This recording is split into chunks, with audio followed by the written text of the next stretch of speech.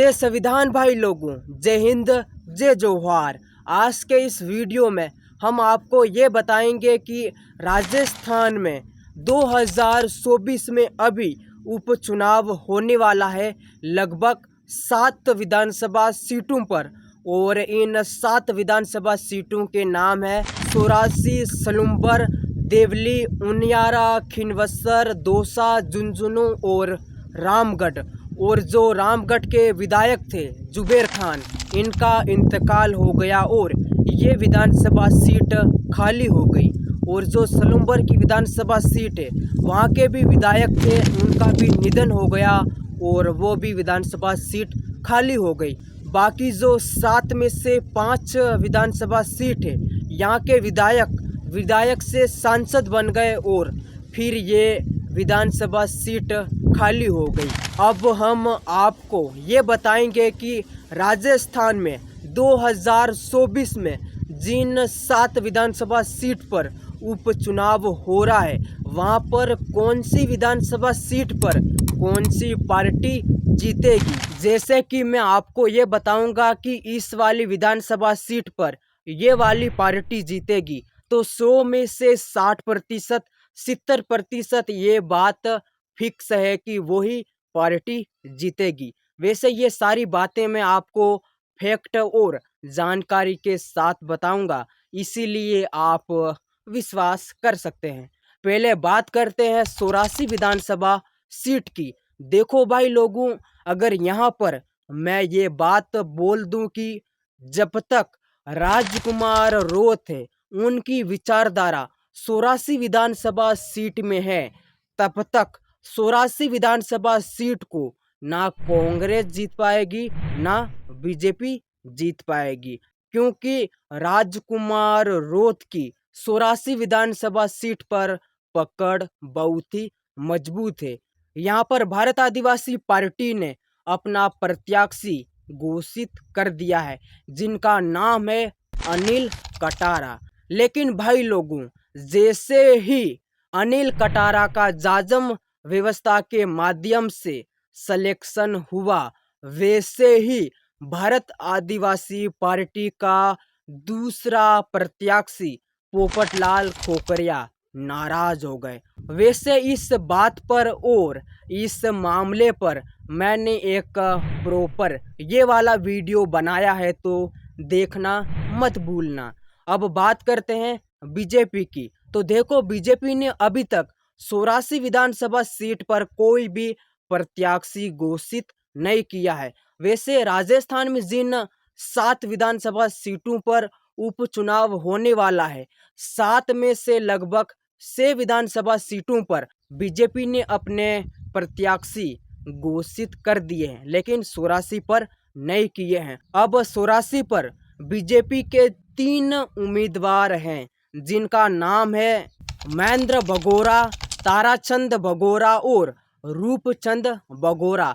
वैसे ये एक परिवार के 3 सदस्य हैं, बाप, बेटा और भतीजा। अब देखते हैं कि दिल्ली से टिकट किसे मिलता है।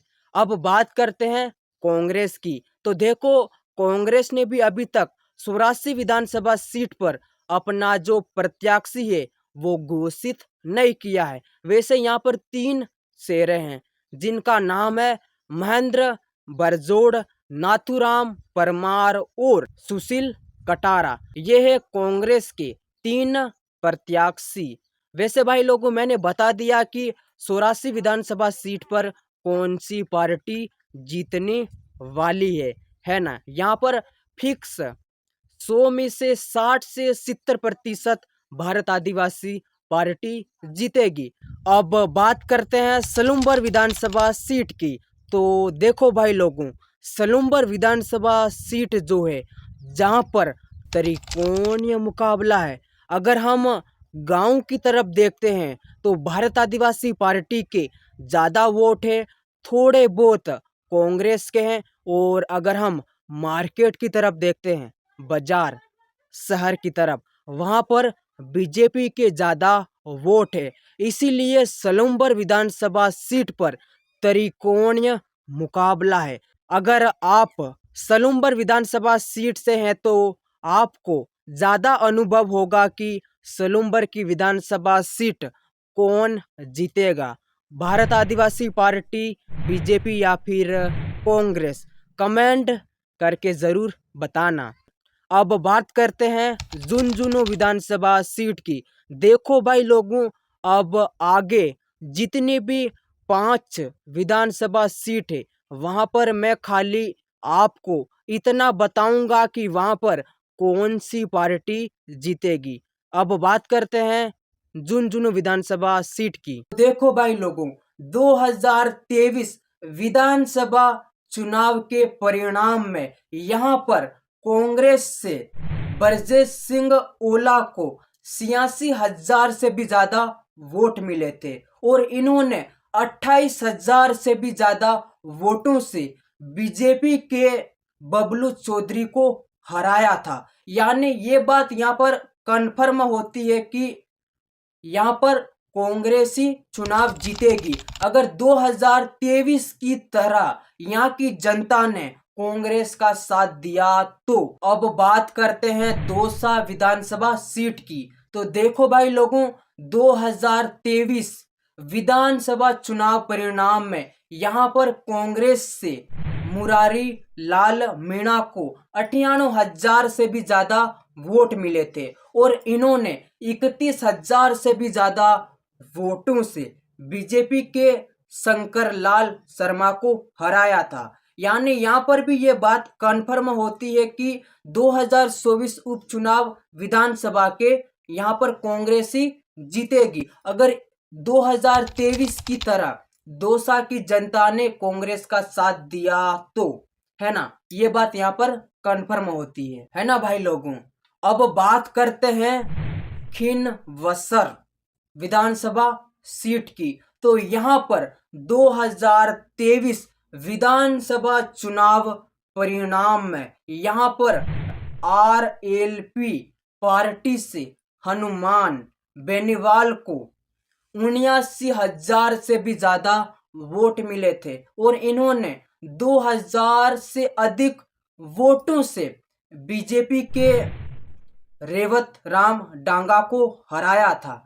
यानी यहाँ पर यह कन्फर्म होता है कि 2,000 वोट ज्यादा थोड़ी होते हैं, हाँ हार जीत ये करा सकते हैं, लेकिन यहाँ पर यह कन्फर्म होता है कि दोनों पार्टियों में आरएलपी और बीजेपी पार्टी, दोनों पार्टियों में कड़ा मुकाबला है। दोनों में से कोई एक ही जीतेगा।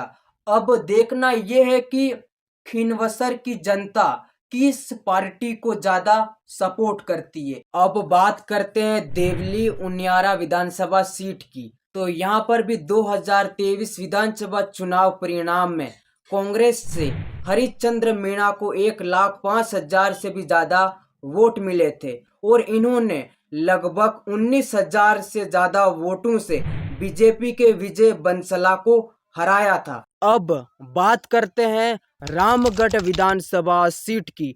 यहाँ पर पहले जो विधायक थे वो थे जुबेर खान, इनका इंतकाल हो गया और ये विधानसभा सीट खाली हो गई। वैसे यहाँ पर हम 2023 का विधानसभा परिणाम देखें तो यहाँ पर जुबेर खान को 90,000 से भी ज़्यादा वोट मिले थे और बीजेपी को 30,000 से ज़्यादा वोट मिले थे। और यहाँ पर एक और पार्टी थी एएसपी, जिसको 70,000 से भी ज़्यादा वोट मिले थे। अब यहाँ पर दो पार्टियों में कड़ा मुकाबला है, कांग्रेस और एएसपी। यहाँ पर दो पार्टियों में कड़ा मुकाबला है। वैसे यहाँ पर कांग्रेस जीत सकती है।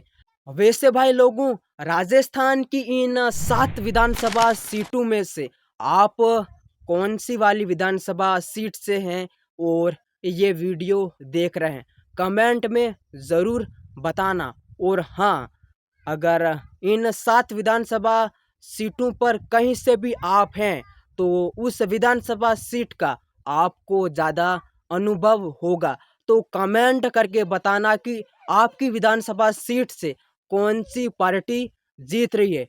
वैसे भाई लोगों, इस वीडियो में इतना सा ही। और हाँ, कमेंट करना ना भूलना।